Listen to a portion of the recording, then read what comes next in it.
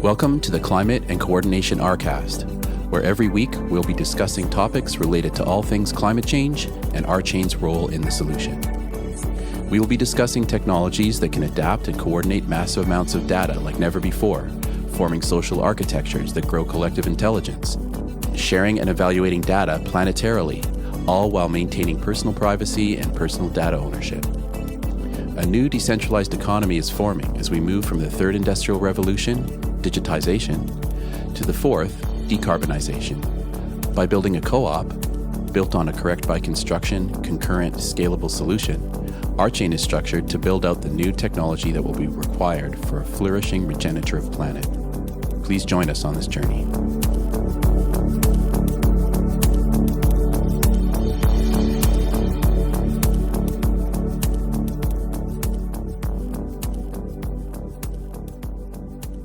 Okay, hello and welcome to the newest iteration of the Climate and Coordination Rcast. Happy New Year. And today we have several different topics we want to discuss, and we're also going to talk about some of the RChain technology as well. So it's going to be a nice little segment here. The first article that I have here, I found from Forbes, and this was from January 2nd, and I'll put it in the chat here.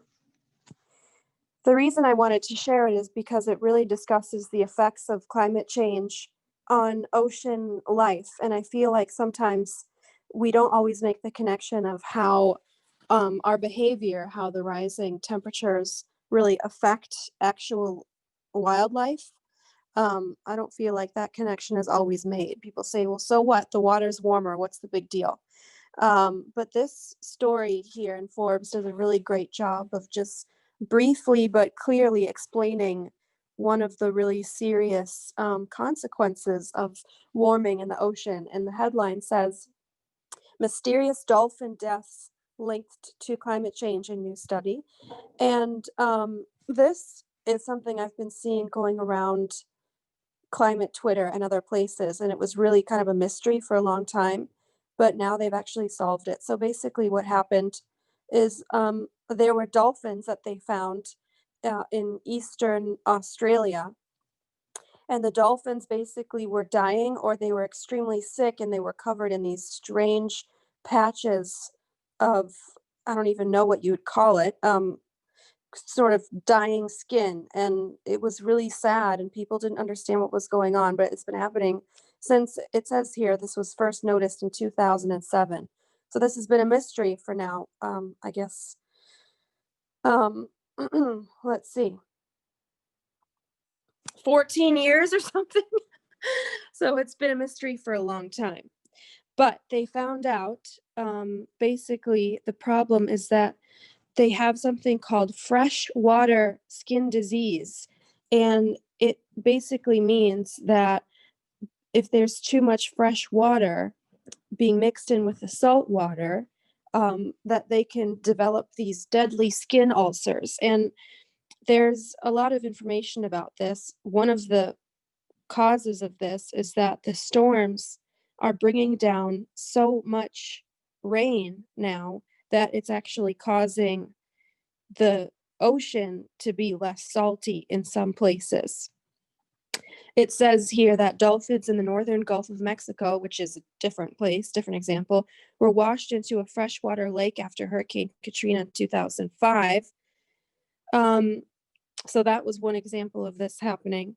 Another thing that happened, this was a much earlier case, it says extreme weather events cause problems for dolphins in two ways. One is the flooding of the normal dolphin habitat. This can kill many dolphins, like in the 1992 Texas mortality event, which involved hundreds of dolphins. The other problem is dolphins being displaced from their normal habitats by storms.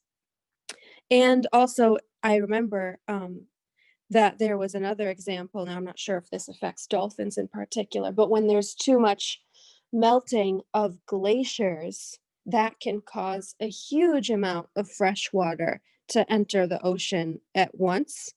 And that can also change the composition of the ocean water. And that can really have a huge effect on marine life.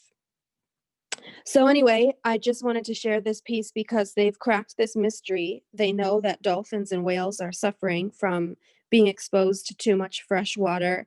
And so either they will evolve, I'm not sure if they can evolve that quickly, or they're going to have to go to different parts of the ocean, or, we're going to have to fix this somehow. So I was just curious, has anybody heard of this or seen this story? Well, I read it when you posted it. It's the last sentence is particularly sad because she said, unfortunately, there's not really much we can do apart from document the progression and learn from the experience, with the hope to mitigate threats and minimize future mortality events. It's a kind of, it's just extra sad because dolphins are so adorable and smart. Yeah. Well, I am glad that they at least solved the mystery of what was causing this problem. So hopefully I guess it would be hard if you were a dolphin to know where the next cataclysmic level storm was going to be. So I'm not sure if they can just move, because these tropical storms are extremely strong.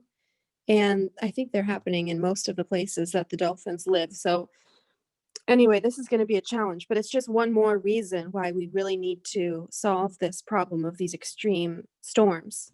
But that ties into, if there aren't any more comments on that one, ties into my second article, which is from Fortune and Fortune magazine. This is just basically also from January 2nd. This is also reposted from Bloomberg, and this is basically a report on how expensive climate disasters were in 2020. And this is just really staggering to me. The headline here is the climate crisis led to record insurance payouts in 2020. So this is another thing, it's not just threatening wildlife, is that we actually have now some new data about how expensive these climate disasters are in terms of finances, but also in terms of displacement of people.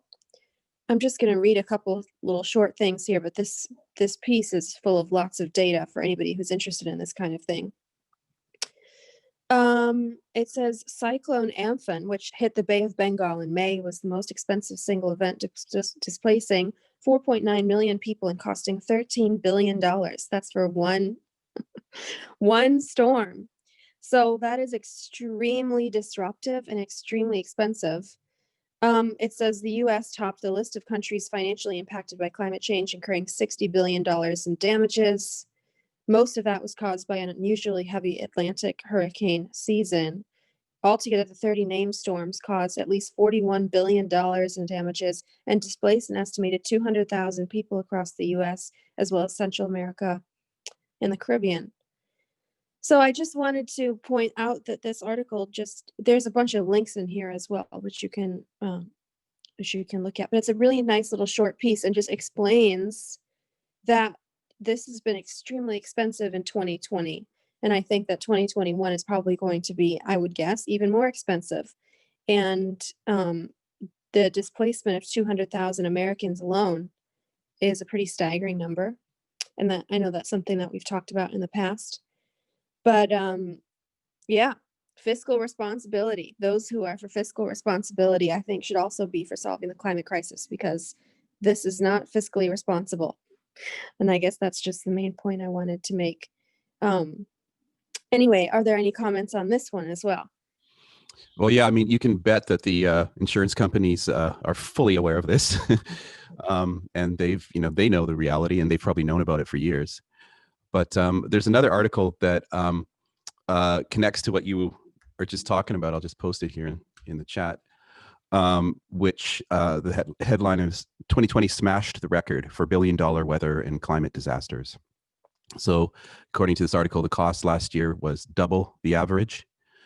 It's more than double the 41-year average annual cost. Yeah. So, this is not going away, because I just read that 2020 was the hottest year on record. So yeah, it's just going to continue to increase. Yeah, it reminds me of that comment I was talking about, when Bill Gates was being interviewed recently, and he said, and once climate change starts to happen, then we're going to pay even more. And it's amazing to me that someone that's clued in and as smart as Bill Gates is still thinks climate change is not already happening to us. Yeah, that is right. mind-blowing. Yeah, so that's really what we're up against is people don't recognize that it's happening all around us, because it's it's like the frog in the boiling water, right? It doesn't know how that the water's boiling. Oh yeah, the sky is only orange 5 days a year. It's not that bad. Or whatever people will say, Yeah, and there's even scientific evidence showing that COVID-19 may have been climate related. Yeah, I've worried about that. I've worried that we get a whole raft of new diseases unlocked because there's a bunch of biomaterials locked in the tundra and in the Arctic that all suddenly become like maybe pathogens that have been frozen for millennia are suddenly unfrozen. Well, that's true, but there's also another reason for that. There's the human impact on the environment, which is right. causing... So it drives the pangolins into human environments. Right, but then the third thing, which is even less talked about, is the fact that a lot of insects which carry these diseases are migrating north to different places for colder weather. Yeah. So exactly. basically now you have problems with things like malaria and other things that you didn't have because the heat is too intense. And so that it's all, we're cooking ourselves a really nice dinner here and we're going to have to eat it. And I think we're already probably through the appetizers, which is unfortunate. But yeah, I think it's so important that, especially now, because we have a potential with the Senate being changed and there's a new president coming in 2 weeks and less than 2 weeks and all that. I think it's so important to really explain to people that this is a human-caused disaster, climate change. It doesn't just like happen to us randomly. It's not a biblical thing. It's that we made the wrong choices. And so people made those choices. And so people can make the right choices, and now with the US having different leadership, we really have a chance to do that. And I think we should really try to seize that moment because, it's really important not only to save money if you're interested in money, but also to save ourselves and the dolphins and everything. And also, I don't think the world wants to go through these pandemics every few years. Like, I don't think that's what people are in the mood for right now. And the last thing I'll say too is really fascinating is like when you look at history 100 years ago, there was the 1918 pandemic and then it was the roaring 20s. So it'll be really interesting to see if we go through a similar pattern now with when the pandemic is a little less out of control and people around the world are getting the vaccine and everything, if we'll see that similar sort of boom. Of course, now the difference is that we also have the climate crisis. In the 1920s, we didn't have that yet. So there really wasn't any fear about resources or, biodiversity loss or anything. So we're heading into a very interesting time. And I'll be very interested to see what happens.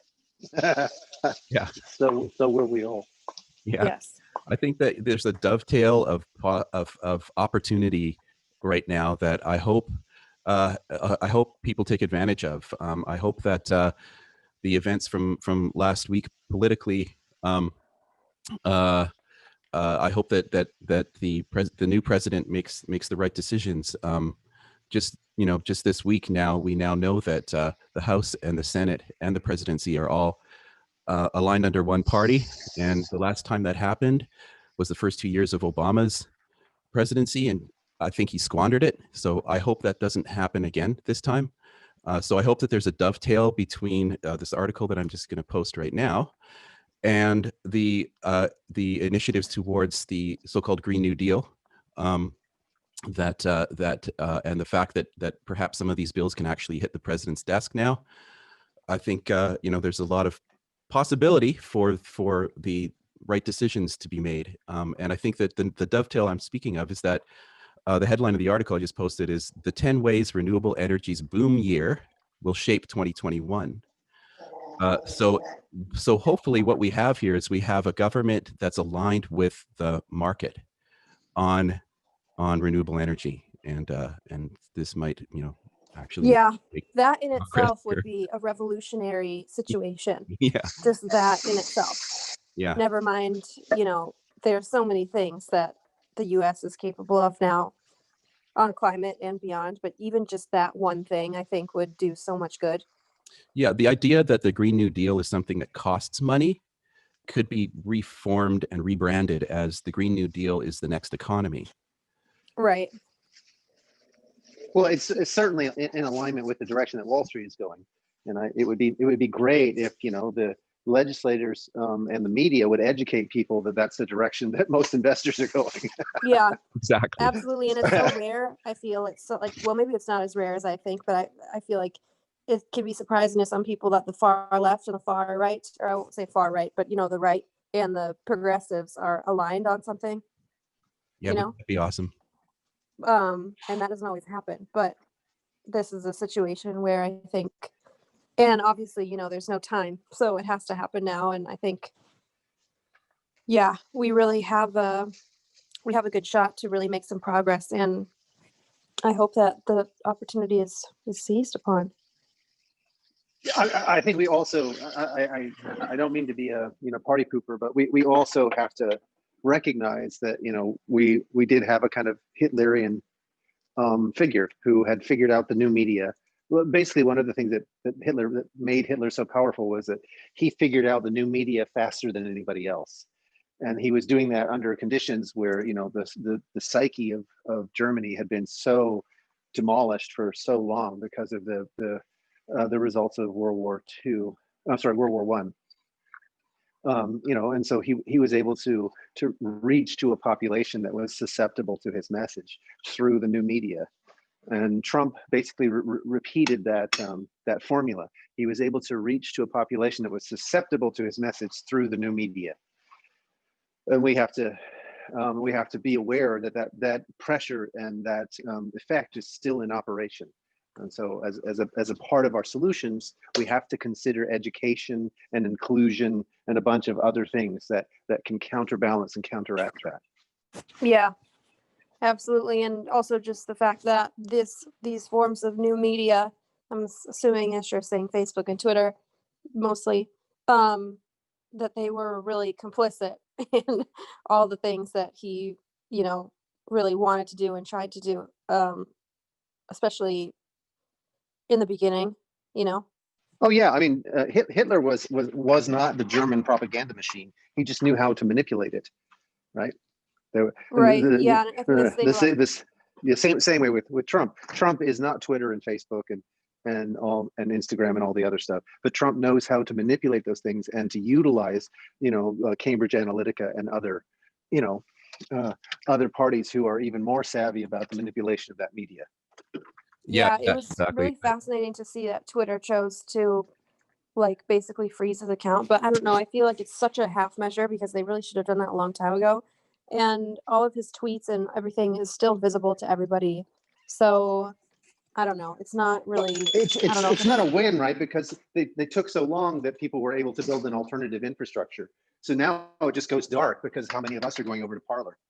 Exactly. Yep. Right. Yeah. And really, I believe that Trump's plan all along was to lose the election against Clinton and start a media company.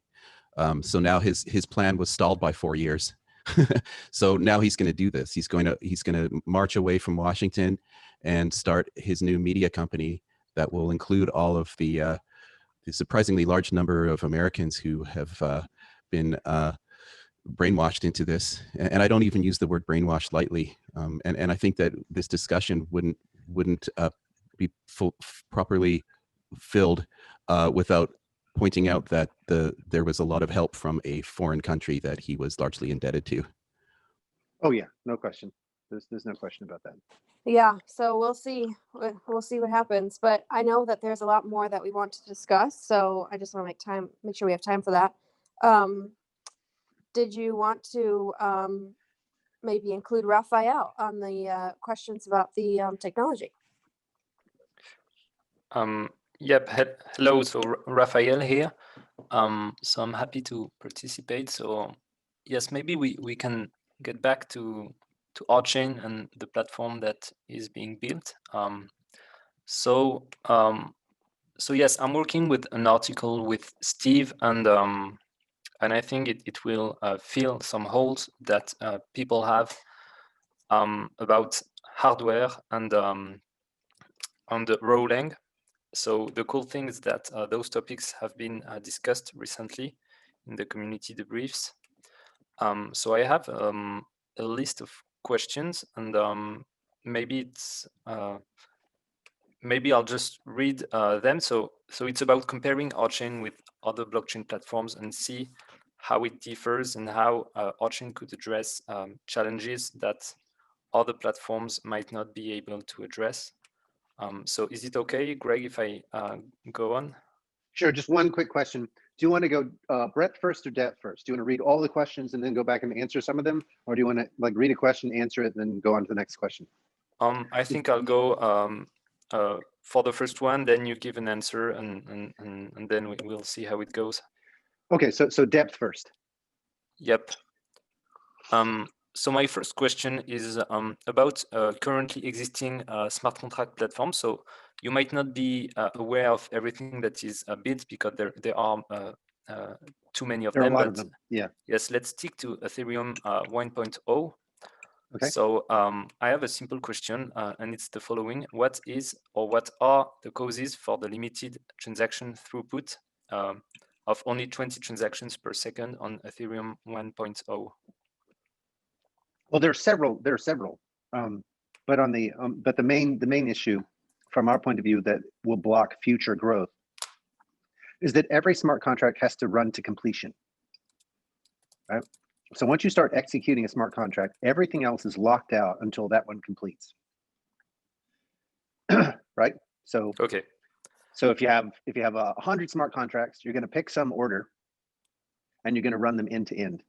Now, what if 90% of them don't touch the same resources? Then you could all run them all at the same time, and then 10%, 10 of them would have to wait until the others completed. It's as simple as that.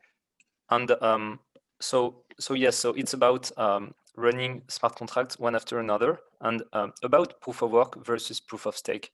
Ethereum 2.0 has many promises, and one of them is going faster, of course. And so is the transition from proof of work to proof of stake going to resolve or mitigate this issue, or is it No, not really? it won't touch that issue. Okay. Yeah. Okay, nice. So yes, go on. Well, so the thing about moving from proof of work to proof of stake is there are two things that become possible, but you actually have to like implement them. The first is, sorry, three things that become possible. The first is that you can now potentially get a compaction in state, because you have the opportunity to have finality. That means that the state doesn't have to grow forever. So RChain has released Last Finalized State. To the best of my knowledge, Ethereum 2.0 is not there yet, but RChain has Last Finalized State. And so what that means is that right now, you think about all the money that is pouring into Bitcoin because of its growth, right? So it's on this positive cycle. What that will do is that will increase the number of people who want to participate in Bitcoin, right? So now let's say that 10x the number of people want to engage in Bitcoin. So you get roughly 10x the total number of transactions. That means you get 10x the size of the data growth. And as that accumulates and compounds, then what happens is that the total amount of storage resources that you have to maintain storage transaction history all the way back to the beginning of time grows and grows and grows. As Bitcoin takes on more adoption, or likewise as Ethereum takes on more adoption, with the proof of work style, they have to go all the way back to the dawn of time, the Genesis block. And as a result, fewer and fewer organizations will have the storage capacity to store all that data, right? So if there's more adoption, that means more storage. The more storage required, that means fewer organizations can actually do that. And as a result, what happens is, in a very short period of time, if you have significant adoption, it's a completely centralized entity. Does that make sense? Yep, it's interesting because one of the main arguments of proof of stake is that you don't need to have those mining farms. Anyone can just, have a server running, and he will earn tokens in proportion to the stake that is engaged. But it's not exactly true since you have this Genesis issue of having to roll back everything. Yeah, that's correct. Okay. So unless you adopt finalization, you're stuck. But it gets worse, right? First of all, everyone should be aware that it's your weakest link that determines your performance. So if I am trying to do proof of stake with a $500 computer over a modem to the rest of the network, everybody's going to slow down to that performance level. So it's not true that you are not going to get server farms. That's just false. You still get advantages by having nodes that are next to each other in a rack and so on and so forth. And people will take advantage of that in a sharded network, right? They'll build shards that have better bandwidth between the nodes and have a higher capacity nodes. That's just a fact. Now, the higher capacity nodes don't actually mean much if you don't have concurrency, right? So scale up depends upon concurrency. But in addition, you also have this issue of scale out. And this is the other thing that proof of stake makes possible, is scale out. If you do your proof of stake algorithm correctly, it is not the case that as you add nodes, you necessarily have to get slower, right? So that's the main idea, is that you can theoretically scale out. So concurrency allows you to scale up, and Casper and concurrency together, working together, allow you to scale out. So that's the other, not Casper, but proof of stake and concurrency allow you to add nodes to the network. Like with proof of work, as you add nodes, you get more and more contention, and so it slows down. Increasing the number of nodes in the network slows the total speed of the network. Okay, and so you said that scaling up needs concurrency. So back to this execution of smart contract issue. So with Ethereum, is the execution single threaded? Is it true to say that? What you can say in all accuracy is each smart contract in a given shard must run to completion. Okay. Right. So whether you call that a thread or not, that the lifetime of that contract blocks all other contracts. Yeah. Okay. So now let's talk a bit about Rholang, but I have a first transition question. Is it possible to build an Ethereum a Solidity code parser that can determine whether or not two transactions are safe to execute in parallel? Because this would resolve the issues of having a queue for transactions. Yes, you can. And this is exactly what the behavioral types offer. The behavioral types offer an analysis that you can apply to all forms of computing that will tell you whether or not you have a conflict on resources. Okay, it's not a code parser. It's literally the behavioral typing system. Yes, and is this somehow possible to implement with Solidity, or is it a Rholang or a PyCalculus specific? You would have to change. It's not Solidity. It's the EVM. The EVM would have to change. Right. The EVM is only going to admit a certain block of code at a time, so it would have to become multi-threaded. Okay. So, yep, it does. So maybe I'll have to read a bit more about the EVM, and but I guess we will share this article that we are written with you and you might highlight some inconsistencies. Okay, yeah, Because no worries. yes, it's focused on the Rholang versus object-oriented, but maybe it's not exactly that that issue. No, it's not But- about objects. Okay. It's really about whether or not you can have multiple execution threads, i.e., so I'm talking about like a thread as basically a smart contract. Okay. But the reason row calculus or pi calculus becomes super important is that it turns out trying to do a multi-threaded virtual machine by the seat of your pants has been very difficult. We've seen that that particular problem has stymied the best engineers. Getting that correct takes decades. So it's not like, oh yeah, we'll just add multi-threaded stuff to the EVM, and yeah, that's only going to take a little while. No, that turns out to be a very difficult technical problem. And it usually takes at least a decade to hammer it out and get it right. With the pi calculus or the row calculus, you don't have to do that thought. It's done for you. The calculus tells you exactly the concurrent semantics.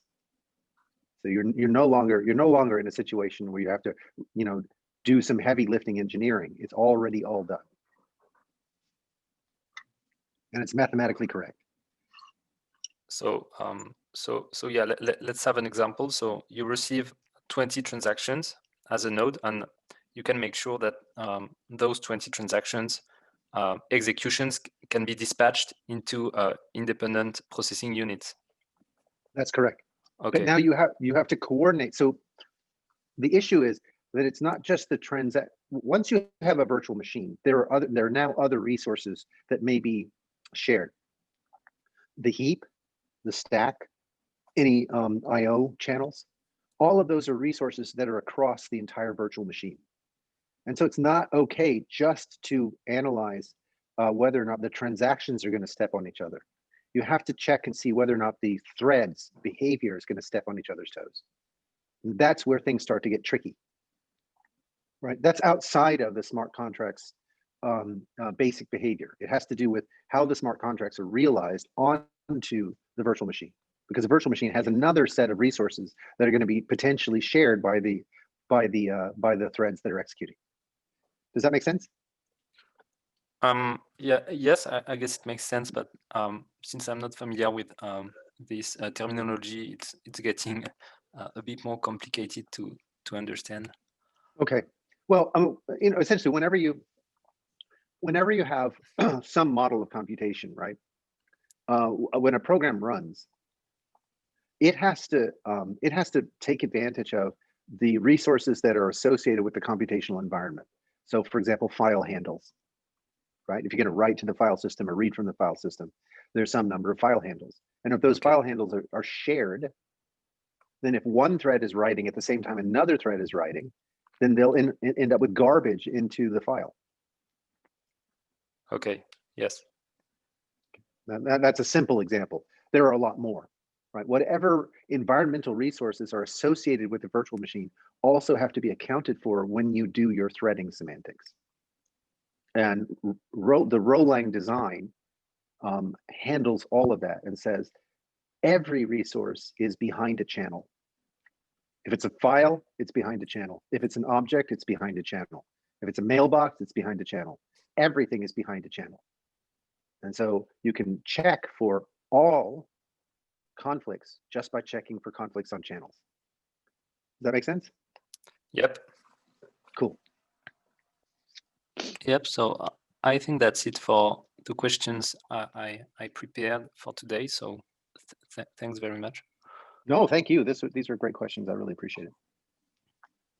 Daryl, did that make sense to you or Nora? I'm kind of curious as to whether or not these kinds of things make sense. Okay, yeah. I'm trying to kind of understand the context of what a channel is, but I was actually just going to ask the same thing. Yeah. okay, yeah, because like I understand the idea of the overall idea of that one thing that's unique about RChain is that we have namespaces, we have kind of like addresses that apply to all the interactions, and that's something that other blockchain projects don't have. They have a public key and a private key, but there's no kind of address similar to how the web does things.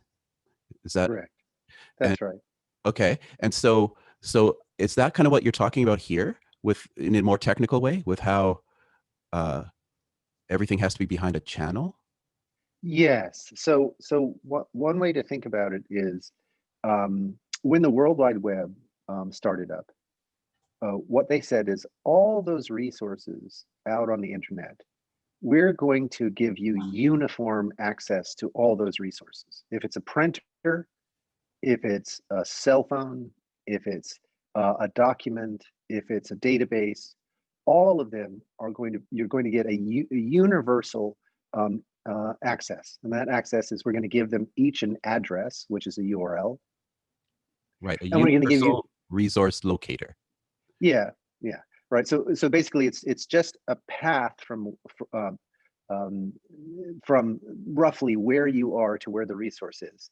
It's a little more abstract than that, but if you think about it that way, that's okay, right? So it's a path, and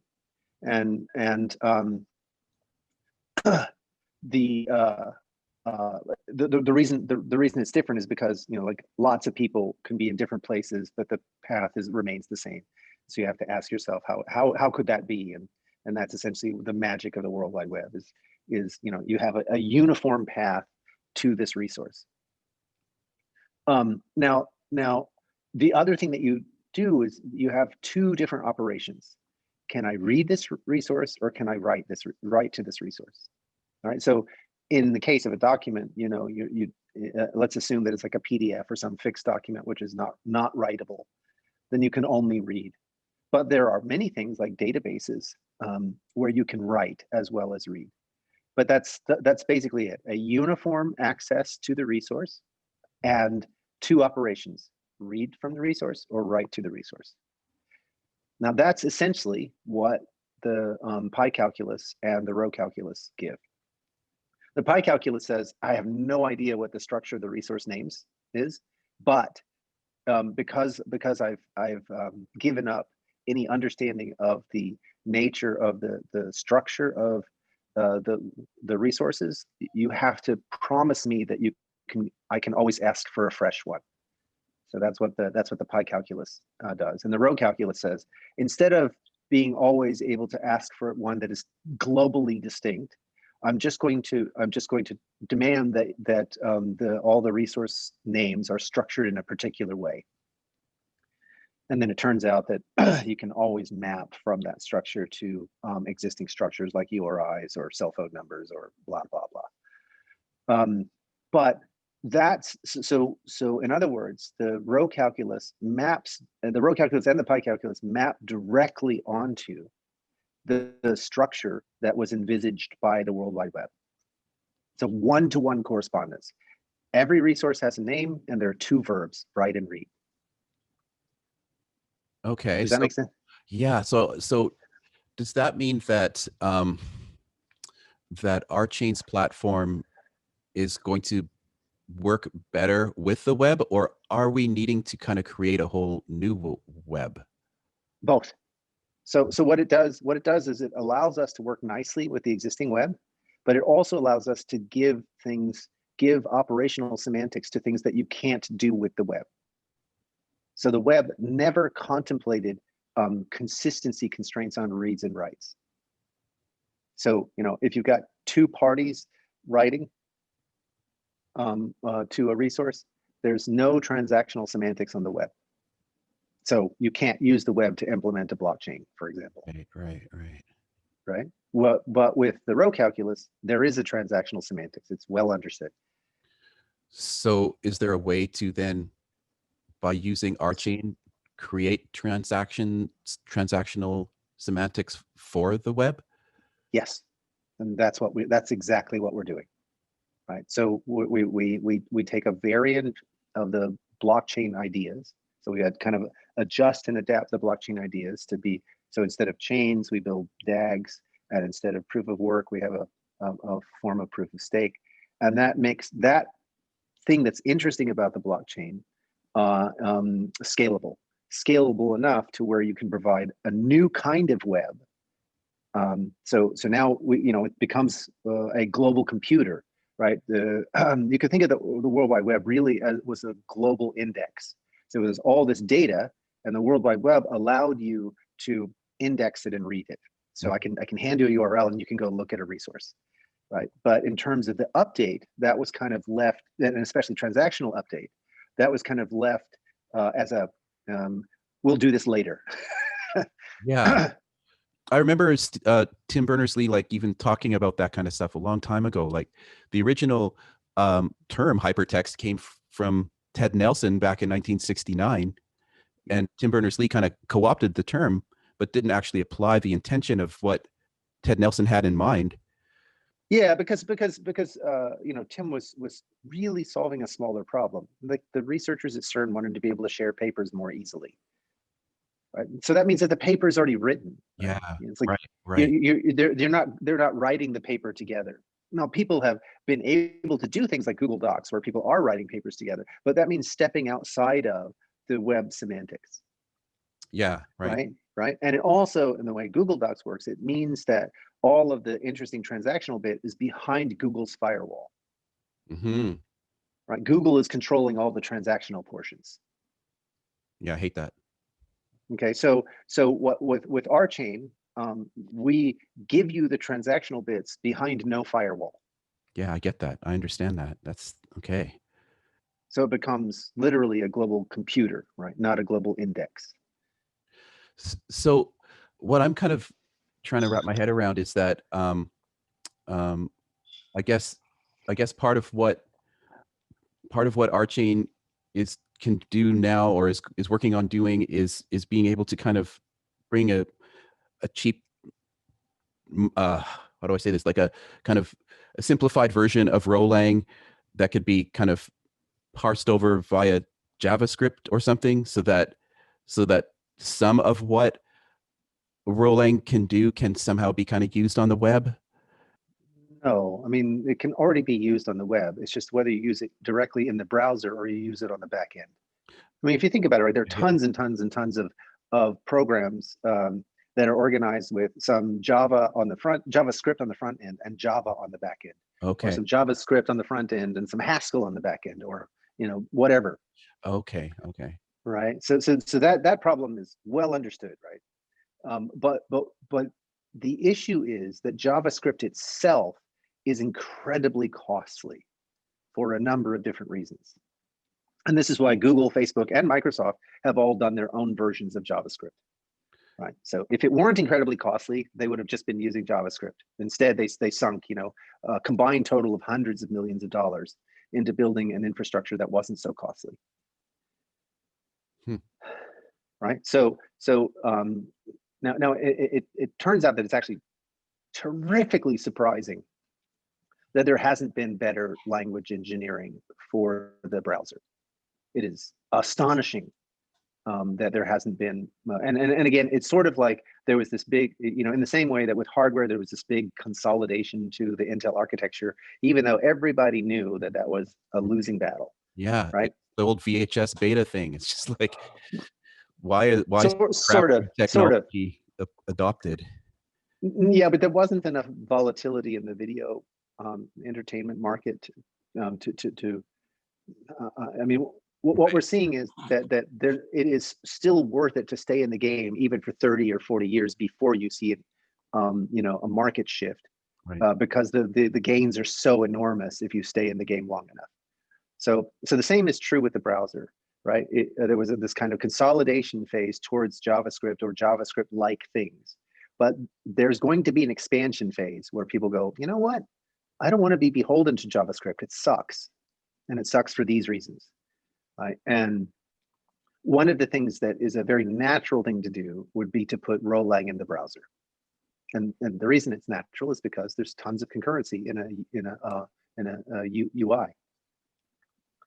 Right? You can be popping up ads while people are filling in forms, and if you have a group edits, right, other people can be making edits, and you want to display the edits that they're making while someone is making other edits. So there's tons and tons of concurrency in a UI, right?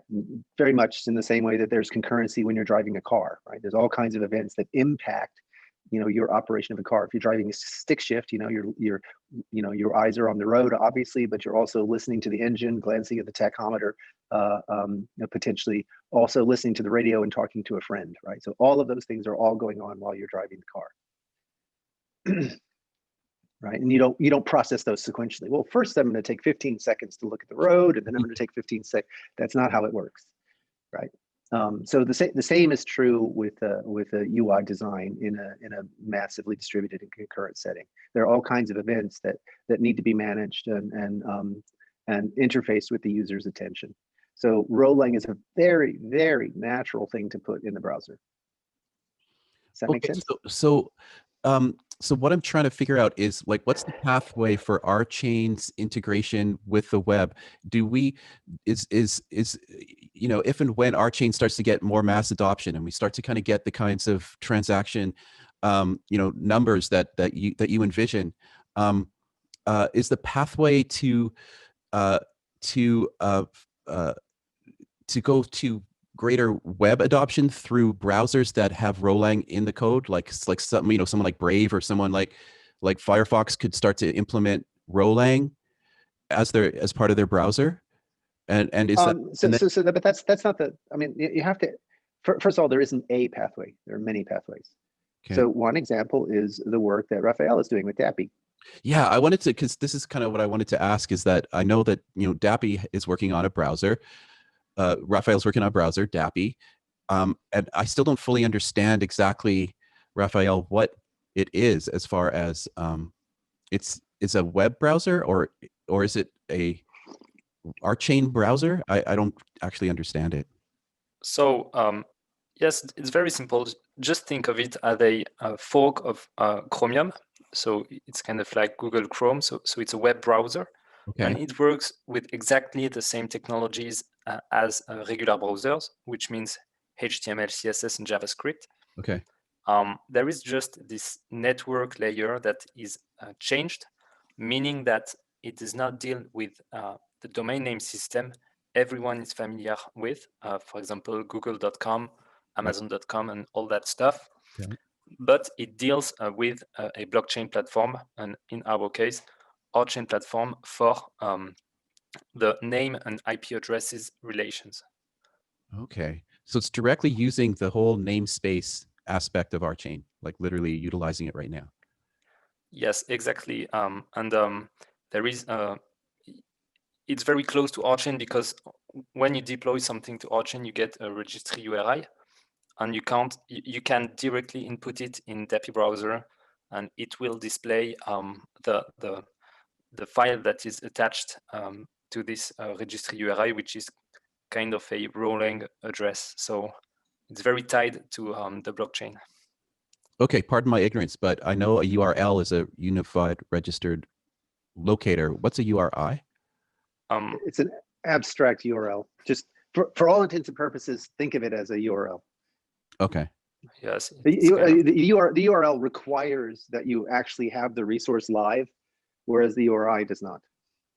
People also use URIs to look up songs in like Spotify and other places, like links to the song within the app. Yeah. Okay. What does the I stand for? Indicator. I can't remember. Indicator. Yeah. Universal resource indicator.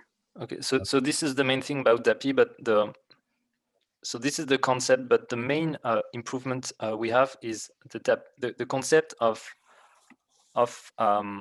trust network, and a trust network that is not a blockchain network. And there is a video on YouTube about the Dappy network and how it relates and how it is something that is needed, even if we give it another name. But as a browser, today, when you reach any domain name, you have to query, for example, VeriSign Corporation. So depending on the first level domain name, if it's .com or .tech, you will query a different organization. But the main point is that you'll have to query this organization. And so even if you trust VeriSign, they have hundreds of employees, and all of those are human targets and can be can fail to do some tasks, can be hacked, and it happens every year. So this is the main issue with DNS, and it costs hundreds of millions of dollars to companies and people because it's weak.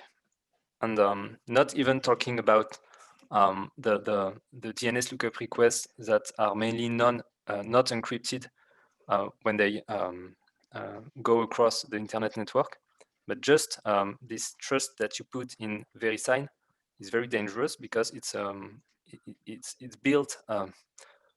It's made of humans simply, and humans fail, and it's normal for humans to fail. So the approach we have with Dappy is not ever trusting a single endpoint, a single organization, a single company, Right. and always trusting many at the same time, which means that, for example, instead of querying just VeriSign, you will query 10 companies and see the answers you receive from having asked the same question to those 10 companies. And you are instantly able to flag something that is irregular because you have a root principles that is to assume that majority of the network is honest. So if you have 1A and 9 Bs, you will immediately drop the A response and only consider the B responses. And if you want ultimate accuracy levels, you will display an error message and not tolerate even this 10% irregularity. So it depends on the service you are accessing. If you want to send $10,000 to someone, you want to have 100% accuracy, and you will require the 10 responses. The 10 responses you received from the Dappy network to be the same. And those Dappy network members are just nodes of the blockchain. But since you're outside the blockchain, so you are a web browser, this is why there is this new concept of Dappy network instead of just a blockchain platform. Wow. It's like 10-factor authentication. Yep. For example, if a given network member, if a given blockchain node has one chance out of 100 to fail or to be hacked, then by asking 10 of them and requiring the 10 answers to be the same, the probability that you will, as a browser, as a client, you will be hacked is infinitely small Right. in comparison to a regular web request when you trust a single corporation. Wow, amazing. Unfortunately, we're 3 minutes over time into our staff meeting call. So thanks so much for joining us, Raphael. That's really Yeah, thank you so much. And I think this was a great discussion. So hopefully we can pick this up and continue next week. Thank you everybody for listening. Make sure you subscribe to RChain on YouTube and follow us on social media. You can become a member of RChain at rchain.coop. And if you have an idea for a guest for our call, you can email us at climate@rchain.coop. Thank you, everyone. Thanks, everybody. Thank you. Ciao, ciao. Thanks. Bye.